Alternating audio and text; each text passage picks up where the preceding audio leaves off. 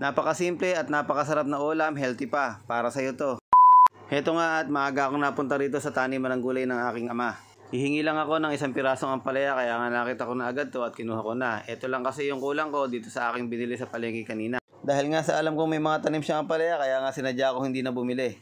Mindset ba pare? At inilabas ko na nga rin at hinugasan itong aking biniling galunggong. Bali 200 ang bigay sa akin ni ate dahil nga sabi niya 240 daw kaninang maaga to. Pero dahil ako nga ay alas 6 na napunta, 200 na lang daw. Medyo mas mataas nga ang isda ngayon kumpara sa dati dahil nga 180 lang nabibili kong galunggong sa palengke. Kung tawagin nga nila ay lalaking galunggong daw pagka bilog pero pagka babae naman daw ay malapad. At sunod nga niyan ay pinaggagayat ko na nga yung ating mga gulay na ating binili at saka yung nahingi nating ampalaya kay ama. Sabi ko nga sa mga nakakaraan kong vlog, pagka wala kang budget, pwede na yung mga gulay-gulay o yung mga patapon-tapon sa rep. Gawa na lang natin ang paraan niya kaysa itapon pa.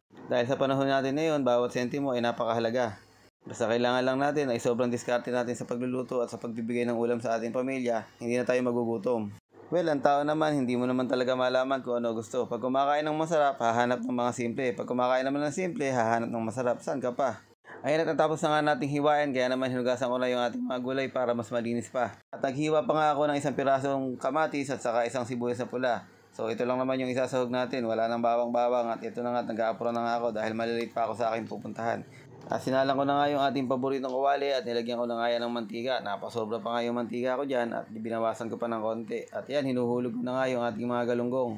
At habang nakasala nga yung ating mga galunggong, hinihintay nating maluto. Dito naman sa isang kawali at tumalon pa nga yung kapiraso nating sibuyas. Nilagay ko na nga rin yung sibuyas at saka yung kamatis.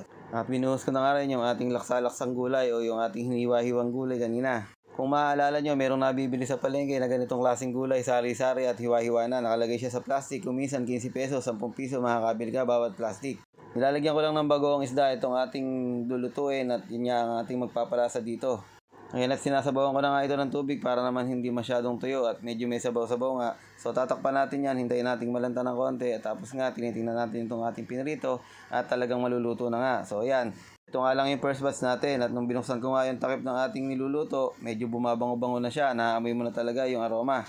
Hahalu-haluin lang natin yan at para nga pantay-pantay yung pagkakaluto. So yun, maya-maya titimplahan na nga natin ang ating pampasarap, pampalasa at saka ng pamintang durog.